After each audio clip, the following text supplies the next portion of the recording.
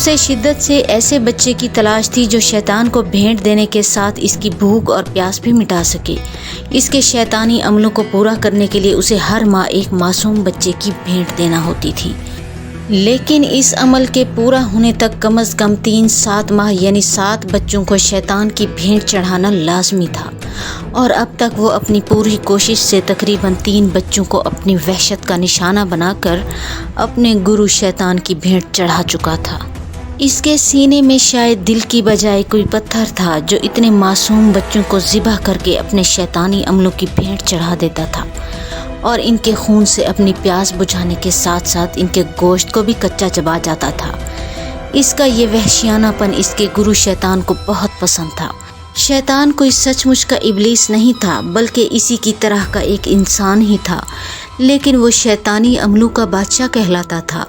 اس کی شیطانی چالوں اور کاموں کو دیکھ کر اصل شیطان بھی بھاگ جاتا ہوگا۔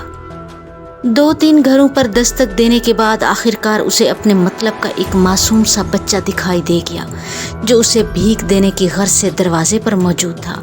اس کے ہاتھ میں ایک بڑا سا کٹورا تھا جس میں سوئیاں تھیں۔ غالباً اس کے گھر والوں نے اسے باہر موجود سائل کو دینے کے لیے بھیجا تھا۔ بچے کو دروازے پر دیکھتے ہی اس کی آنکھوں میں کوبرا سانپ جیسی ایک چمک ابھر آئی۔ اس نے پل بھر میں اسے ہاتھ سے پکڑ کر اپنی جانب کھینچ لیا اور جلدی سے اس کے چہرے پر اپنا موٹا اور بھدا ہاتھ رکھ دیا۔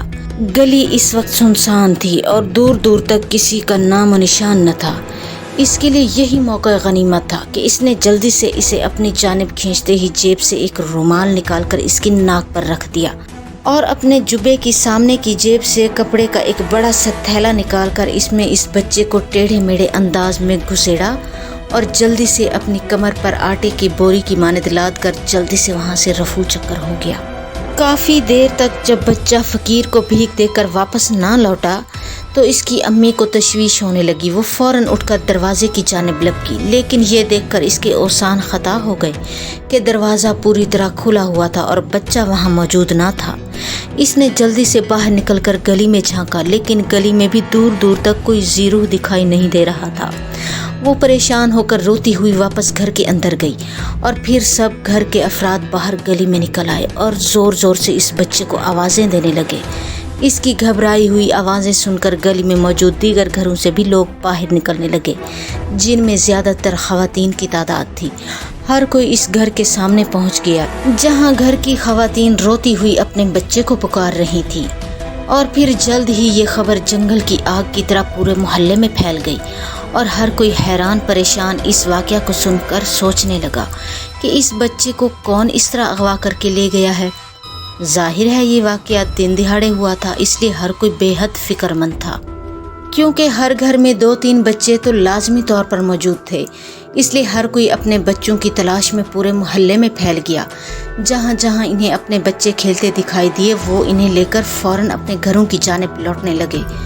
بات محلے سے نکل کر پورے شہر میں پھیل گئی، اور پھر یہ بات بھی عیاں ہو گئی کہ اس سے پہلے بھی 2-3 بچے شہر سے غائب ہو چکے ہیں، لیکن ان کے گھر والے صرف پولیس میں رپورٹ درج کروا کر اپنے تئیں انتظار میں بیٹھے تھے کہ پولیس بہت جلد ان بچوں کو تلاش کر کے ان کے حوالے کر دے گی۔ لیکن جب دوبارہ اس بچے کے اغوا کی خبر پھیلی تو سب فکر مند ہونے لگے، کیونکہ دن دہاڑے یوں بچوں کا اغوا کوئی معمولی بات نہیں تھی۔ ظاہر ہے بچوں نے اسکولوں میں بھی جانا ہوتا ہے اور سودا سلف لینے کے لیے بازار کا رخ بھی کرنا ہوتا ہے، اس لیے ہر کوئی بہت فکر مند اور خوف زدہ تھا۔ بہت سے صاحب حیثیت حضرات تھانے تک جا پہنچے اور ان سے اس واقعہ کی چھان بین کرنے پر زور دینے لگے۔